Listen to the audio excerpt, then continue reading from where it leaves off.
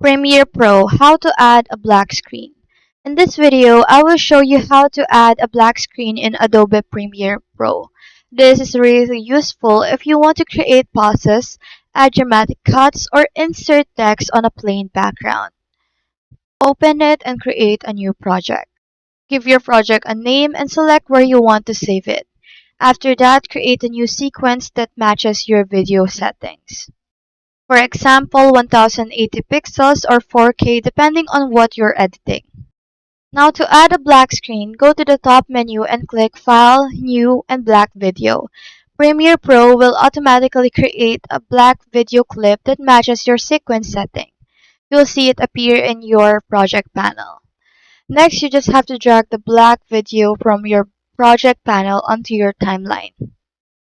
You can place it anywhere, at the beginning, in the middle, or at the end of your sequence. This will create a solid black screen in your video. But if you want to control how long the video or black screen lasts, simply adjust the length of the clip.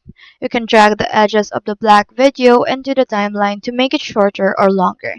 This gives you full flexibility depending on your edit. You can also add text or titles on top of the black screen. Just go to the Type tool, click on your program monitor, and start typing. This is perfect for creating intro titles, end credits, or dramatic text scenes. So I hope this video helped you, and if it did, feel free to like and subscribe.